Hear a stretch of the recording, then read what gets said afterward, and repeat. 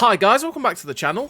Today I've got 4 replays in the Eastern Alliance Era 2 Tech Tree medium tank, the T-55AM Merida.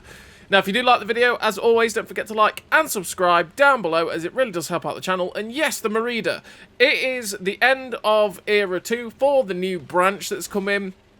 And what's it like as a tank? Well, it's pretty enjoyable. At first, I wasn't the biggest fan of it, and then as I got to play it more and more, I came to enjoy it a lot more. And to be honest, I enjoyed it a hell of a lot more than the T-72M, and that is because the gun actually hits things. Yeah, the gun hits things. It's nice. It's nice to actually have a gun that, as we, do track damage on the first shot. It's nice to have a gun that actually hits shots. And the DPM's pretty okay on it. The accuracy on the gun is really nice. The mobility is a bit iffy. Generally, it's a bit slower. But on the whole, it's not too bad of a vehicle for an end-of-era tank, and it's fully capable of doing what it wants to do, which is the way it should be, realistically. And, yeah, the only real downside for this vehicle is the fact that the penetration is just a bit of a letdown for an end-of-era tank, and you sit there going, oh, is this all I've got, right? And that's because this first replay you're seeing here, as always with this series of new tanks videos that we do, this is stock. So we are completely stock in this game. So with this stock tank, we have a 55 km/h top speed with a 20 km/h reverse speed, 580 horsepower engine, which is 13.94 horsepower per ton ratio, which means you do get up to 55, but it's just a little bit sluggish to get there, especially in Cold War terms. Ground resistances don't hold it back whatsoever. You have 44 degrees a second on the hull rotation speed, with 39 degrees a second on the turret rotation speed, which means that the turret does turn slower than the tracks, which is why I've ended up dropping clutch braking, because it was really irritating me, especially on this tank, and then replaced it with something else. So yeah, you've got pretty quick hull traverse, but your turret traverse is just a little bit slower. 531 metres of view range is good enough in Era 2 to be able to spot anything you really want to. This stock gun has 5 degrees of gun depression. Well, this tank in general has 5 degrees of gun depression, which is a very Soviet-esque thing to have on most vehicles like this, which can be a bit painful and makes it very awkward to play in certain situations. But this gun has 0.63 accuracy during rotation, with 0.92 accuracy during movement with the build that I run, which is absolutely fantastic, meaning the gun is pretty much always aimed in, which is just the way we've set it up to be, because the gun is one of the strengths of the vehicle. With 1.72 second aim time, it means it aims in super duper quickly as well if the gun does bloom out, which it doesn't really do that much anyway because we've set it up for that. The gun, like I say, the gun on this tank is so much better than the T-72M. The T-72M was very painful to play just because it had the potential, but the gun let it down so often that it was just frustrating. This tank doesn't really have that problem. It's only really the penetration which is a bit of a frustrating point for it. And that's because with your 0.24 accuracy at 100 metres, that's great. You'll hit tanks very easily at distance, or even at close range. You won't derp as much on the shots like you do in the T-72M. But with a 5.83 second reload, which is nice for 4.5k DPM on this stock gun, you only have 376 penetration on the standard APFS DS. And then you have 405 pen heat rounds, which aren't really any good. I mean, they can be usable, but to be honest, anything that you can pen with the APFS DS, you can pen with the heat, and anything you can't pen with the APFS DS, you can't pen with the heat anyway. So it's one of those things. You've got 135 pen on the HE as well, which isn't too bad, with 580 damage, which can be useful against some of the lightly armoured tanks to up your damage potential quite a lot. But you've got 1430 metres a second shell velocity on that 376 pen APFS DS round. That is very nice shell velocity indeed. With only 440 alpha though, that is one thing that is a bit of a downgrade from the T-72M, and that is the fact that you have 440 instead of 550. So that's one of the things that just feels weird about this tank, is the fact that we're playing a T-55 after a T-72. I know it's an upgraded T-55, but it still feels weird. It's one of those ones where it kind of feels like this should be before the T-72 and the T-72M should be after it. But obviously they're balanced to be middle and top era tanks anyway. But yeah, the 440 can just feel a little underwhelming at times. But like I said, the gun accuracy is fantastic, and the only real thing that lets it down is the 376mm of penetration. I really do wish it had more, especially for being a top era tank. So what do I run in terms of recruit and equipment on the old T-55AM Merida? Well, I run Born Leader, Rapid Reload, Sixth Sense, Steady Aim, Snapshot, Run and Gun, Rapid Aim, Track Mechanic, and Deadeye, along with Advanced Loader, the Gun Stabilizer, and Vents. Vents to make the DPM as good as possible mixed in with the Advanced Loader so I can get the best out of the DPM because it's something that can be a bit poor. The Gun Stabilizer to get the accuracy during movement and rotation down as low as possible, especially with all the gun skills, so that again I can make this tank all about how good this gun is, especially after the frustration of the T-72M. And then the Rapid Aim to make the turret traverse better. Now, I've dropped clutch braking from the crew that I've run on all the other tanks because this tank especially started to feel really annoying with the turret traverse being that much slower than the tracks. So I started to run Deadeye just so I increase the chance of doing module damage. But it's down to you and how you feel comfortable playing tanks generally as to how you equip them. And as you can see in that first game, we finished with the 5.3k damage, 1678 assistance, the third class for that 1147 base XP. Pretty decent game there for a stock tank. And what you saw at the end of that replay was us making a mistake. What I should have done is the moment I saw the T-62M1 was go straight into the dip on the other side. That was my plan in the first place, was to close the distance to the ELC even SS-12 and the light tank that was in that dip on the other side. Go in, try and ram them, you know, do all that good stuff. But the moment I saw the T-62M1, I went, oh, a T-62M1. Oh, no, that's really awkward. He could shoot me in the side. Realistically, we should have just kept going into the dip anyway and taken the risk that he could shoot me in the side. Because, as you saw, we were always going to die trying to run away as the ELC even SS-12 just popped up and shot us anyway. It is what it is. But now on to the second replay. And this second replay, we are now basically fully equipped in all but the gun. So now this tank pushes from 55 km/h top speed to a 60 km/h top speed with 24 km/h reverse speed, with which has a 15.06 horsepower per ton ratio, meaning it's far more mobile on this top speed, but 60 is a little bit slower. If you want to go even faster and go at 66 km/h, you could quite happily run the traction system instead of vents, and you would hit 66 kph in this tank.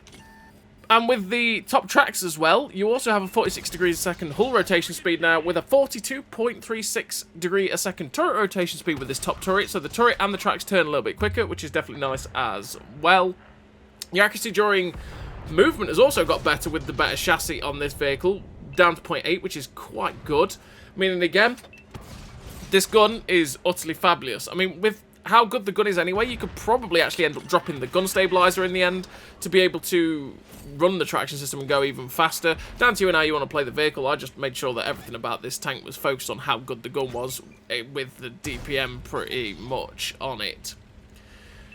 So as you can see, the second replay, we are on this map, which is Kasserine, and on Kasserine we're up to 850 damage, and I wanted to close the distance from the tanks that are directly in front of me. So I can see I think it's an ELC that is trying to run away right there, Centurion 9 and a TR-125, so my opposite number of a top era vehicle in Era 2, because, you know, he goes to the end game of Era 3 same as I do, but he is the opposite line.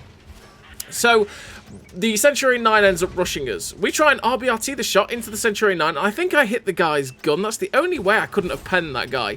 But we've backed up because we've done the thing that happens all the time. This guy is so focused on shooting us, he hasn't realised that I was basically dragging him into one of my teammates. And good night, Mr. Centurion 9. Because it happens a lot in Cold War where people just end up tunnel visioning the one tank that they really want to kill.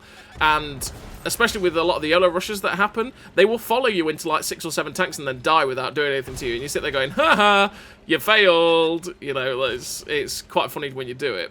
But we're going after this TR-125, and so far we are really failing to pen this guy, which is something that really shouldn't happen because that thing has absolutely zero armor. Having played it a lot, it gets penned really easily, but we finally go through it without getting unlucky. We've tracked him in place, and we just kept away from his gun while our T-72M also managed to finish him off. We've got shots into the back of the other T-72M, track him in place with a shot to the back drive wheel there, hopefully finish him off, but in fact the M60A2 shuts him down. There's a medium tank at J7. I really want to get after that guy. I was just looking over the ridge to see if there was anything camping in the background, but there's not, so we get a shot into the back of the AMX-30B2, well aware that he could probably end up penning us. Go for that shot into the lower plate, but it hits the upper plate because we aimed a little bit too high, but I've got 376mm of penetration. That tank's got no armor. But, yeah, we didn't pen it. And we go for it again. We ricochet again. And I'm sitting here going, huh? I should be penning that. I've got 376mm of penetration. It's red. I didn't think I should be bouncing that, but okay, we'll do it. It's probably something to do with the normalization of the APFSDS round, or something along that line, you know, with the shell end up ricocheting off that upper plate because of the extreme angle and how close we were, but I still was like, oh, you should probably be betting that, but hey-ho.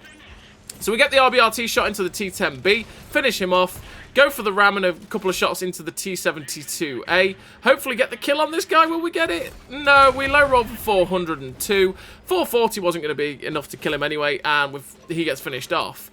Now what I'm going to do here is, as you can see, it's an ELC even SS12. I'm going to cut the 2 and a bit minutes of just sitting in a cap waiting for us to cap because no one find. Well, they ended up finding them last second. But yeah, we're finished with the second class, 1464 base XP, 3 kills, 5,627 damage, 903 assistance. A pretty decent game there for the tank as it was, nearly upgraded. That was still the stock gun performance pretty much. But yeah, I thought I'd just save you and me the pain of, I think it was 2 minutes and 10 seconds or something like that, of just literally... Because we saw it as the ELC even SS12, and there's no point chasing after an SS12 if you have absolutely no idea where it is, because the amount of times they just go and camp in a corner somewhere and hide for the whole rest of the game. And you sit there driving around going, where is it? So boring. So I just went to sit in the cap, and then they found it and killed it because it was a one-shot last second. But yeah, I thought I'd save you that pain. So we're on to the third replay. In this third replay, we are now top tier. And top tier... Well, top tier? I should say top tier. We're fully upgraded. Yeah, there we go. Well done, brain. We're fully upgraded. We've got the top gun. That's what I was trying to say. The 100mm D10 TGV2, which means we've now got 5.69 second reload, which is 4.6k DPM with the build that we run, 0.5 accuracy during rotation, and 0.74 accuracy during movement. Is utterly fabulous. And again, this is why I'm saying you might not have to run the gun stabilizer, to be perfectly honest, because the gun is already that fabulous. But to be honest, I like running it so that I'm just always ready to hit shots on the move, snapshots, all that good stuff, and it's just always ready for me to be able to hit the enemy targets. It's just a personal preference, really, on that one. And like I say, you don't have to run the gun stabilizer. I think it's probably a little bit overkill to run the gun stabilizer with those kind of statistics. We've got 1.72 second aim time as well, which means it does aim in super duper quickly, which is another reason that you don't really have to run the gun stabilizer, because even if it does bloom out a little bit more than it already does, well, it'll aim in super duper quickly anyway, right? But yeah, you've still got, and this is the downside for the T-55AM, the stock gun had 376 pen on the standard APFSDS. It had 405 penetration on the premium heat. On this top gun, we still have 376 penetration on the standard APFSDS, same velocity. 405 penetration on the heat rounds, which also has 900 meters a second velocity, same as the HE, which is a lot slower. There is no pen advantage to having the top gun. You just get a little bit better gun stats and a little bit better reload. And it's a little bit sad for a top era tank to have only 376 millimeters of penetration. It's, yeah, it is just a bit of a letdown, really, in terms of that regard. And the penetration does end up being a problem at times as well, which can be a bit frustrating. But on the whole, I did enjoy the T-55AM. I felt capable. I felt like I could have good games. And it was quite a nice tank to end the Era 2 grind, especially after the pain of what was the T-72M, like I say. Because the T-72M was one of those just really frustrating tanks that I really felt like I had potential. I liked the alpha. The penetration was good. The mobility was good. The armor is so-so, but that's T-72s, to be honest. But the gun handling was supposed to be pretty good, statistically. But it was shocking. And it just loved missing shots, left, right, and centre. Which is then the complete Uno Reverso when you get to this tank, because the gun on this tank is, like I say, utterly fabulous. So in this third game, we are on this map, which is Rosanai. We're at 4.5k damage with 701 assistance. And we're just going in to try and get after this term and this light tank. So we get a shot into the term, trying to keep this rock between me and him so he doesn't pen me. Thankfully, he went for the RBRT and hit the rock. Get another shot straight into his side, because like I say, this gun is pretty damn reliable. It's going to hit most of the shots that you aim. A lot of the time, with how good the statistics are on this tank, if you miss, it's probably you. Or, well, RNG is still a thing. RNG is still a thing. And doing stupid stuff like that, by the way, also, you know, helps you miss. But yeah, RNG is still a thing, and it means that occasionally it will just dip into the floor, especially at range, but generally, if it will go exactly where you're aiming. So we end up tracking the 4211, get a bit of his tracking assist, get a shot into the TR-580. The Weasel's just been shooting us in the distance and occasionally penning us through the front, which is always a sad, sad time. We've got some shots into the TR-580, high roll for 462, finish him off, and we're up to 8,062 damage, 1,058 assistance damage with 2 kills. And we know where the Weasel was. He was up in that corner shooting at us. But by now, it's a Weasel. It's probably run away. So what we're going to do is see if we can try and cut off the escape route that the Weasel could have gone for. So you can see I'm just using True Vision. I'm just peeking over the ridge lines to see if I can see any sort of movement from this Weasel. And that way I can try and hopefully get an extra shot or 2 into it before it manages to run away. Because I'm not quite sure how many hit points it's got either. But the thing is, with it being a Weasel, I don't particularly want to get caught out by it. Because we all know what the Weasel's like. It's a bit stupid, and it will just drive round you and clip you out exceptionally easily. So we're going to just see if there's anyone... Well, you're just going to see if he's hiding around the corner, but he's not there. I can't see any movement as to where this Weasel could be, so the best thing to do right now, there's 2 people in the cap. We get spotted, and it's like, oh, there's Mr. Weasel. So my thought was, essentially, just go straight to the cap. We're going to go to the cap and then draw him to us. So I tried to look to see if I could get a shot into the Weasel. Sadly, he killed the T-52AM, which is the reason why it's not a good idea to just go after it alone, because he will do exactly that to me too. Probably set me on fire as well. But we get spotted again. And it's like, okay, he's still somewhere in the vicinity. Let's go put ourselves in a position where my teammates can help me out if he YOLOs me. And this is the whole ploy. At this point, we're either going to cap out and win, or he's going to YOLO me to kill me. And at this point, I don't care if he kills me. As long as he YOLOs me into my teammates, I get an extra shot into him, which would be nice. And then my teammates manage to kill him. That's the joy here. So he's doing exactly what I want him to. We get a shot in. I think, well, let's try and get a little ram into him. Try and keep my armor on him. But as you can see, it is too slow to get the armor on him. We're just trying to keep the frontal armor to it. Try and give him a little bit of a ram. But sadly, he's just too fast going forwards and backwards. And he avoids the ram. And finishes me off by setting me on fire.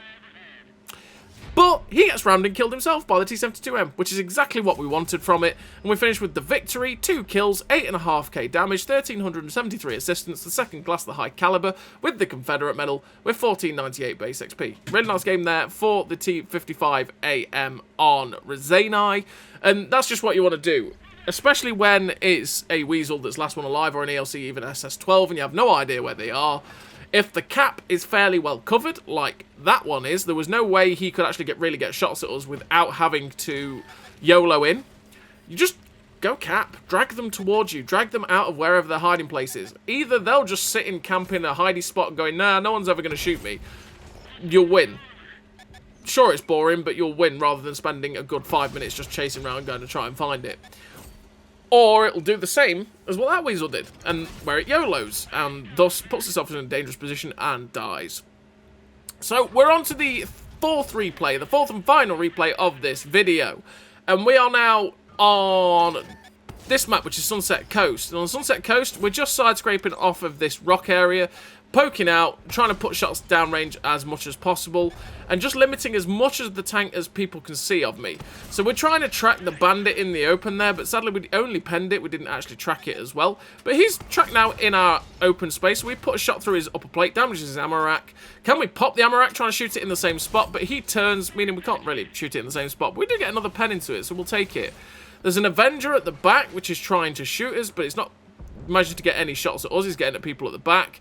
The T-80B is trying to side scrape out as well. And the FV-4211 is doing the same thing. Problem for the 4211 is he has a very easy cupola to pen. And we're going through that commander's hatch nearly every time. So every time he pokes out, because our reload is that good, we tried to get a shot into the T-80B, but we've got another one straight through the 4211. And we could actually, if we wanted to be cheeky, we could actually load HE and try and pen that with HE, because it is possible. So we go around the corner to try and shoot the Centurion 9, and there's just a T-62 that was unspotted just sitting around there. It's like, hello, Mr. T-62. Don't mind if I farm, my son, because, well, your tank is not very good, and we do have the DPM. The 4211 pokes around the corner trying to see if we can get shots at us, but the smoke gets popped by, I think it was the T-62, and we can't get the shot at him. We get a shot RBRT into the Centurion 9. we get shot by, I think, the T-62 firing through the smoke there, but he ends up getting finished by our T-62. We get across the gap, safe from their H3 medium, and we're just going to go after the 4-2-1-1 now. So I was trying to track and pen the 4-2-1-1 there, and we end up damaging his ammo rack, but we didn't track it. Get the shot through the drive wheel, finishing him off. We're up to 5.6k damage, 250 assistance. We see the Avenger, we see the other medium tank on our right. And the thought is either go for the Avenger or go for that medium. In fact, the M60A1 is sitting sideways on. We tried to get the shot in, but sadly, he ended up just moving just as we fired. So we actually hit his gun and, or hit his upper plate, I think, and ricocheted, which was an extreme angle. So the Avenger gets shut down by the T-72AV, and we're just going to try and now close the distance here to try and get a little bit more damage out, because that team is starting to crumble. It is 11-6. T-10B is spotted just above the ridge, which is not where he wants to be, and we missed the shot on the move. The shot flew straight above that T-10B, but that one flies straight through his turret front, because 376 pen should go through the turret front of a T-10B really easily. We went for the tracking shot there of the T-10B, and thankfully it went in. It also penned, and we get rid of him. Shot on the move into the T-92 RBRT. We should kill this guy with one more shot. 398?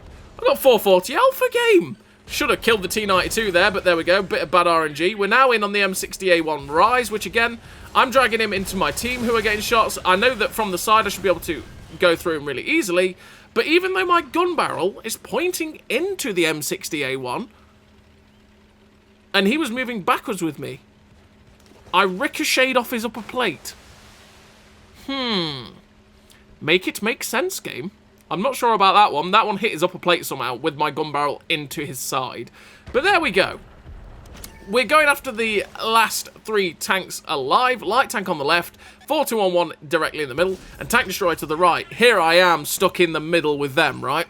So we're going for the tracking shot on the 4-2-1-1, straight through the drive wheel there, tracked him in place. He's burnt his repair kit, so if we get that again, that would be great, because that'll feed me some assistance damage and possibly the kill. And there we go, 1,000 assistance damage on the tracking. He gets finished off. We're up to 9.5k damage with 2.2k assistance, and there's only one tank left. It is the ELC Even SS12, and well, he gets Galway Avenged.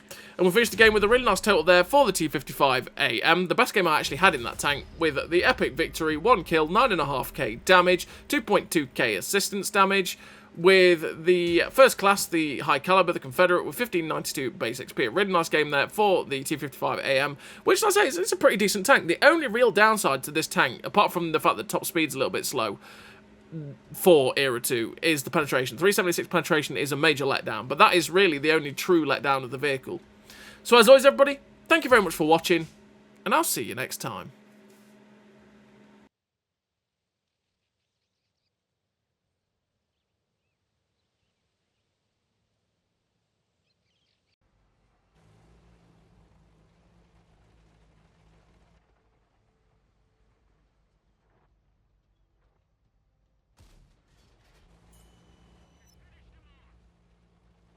A great success.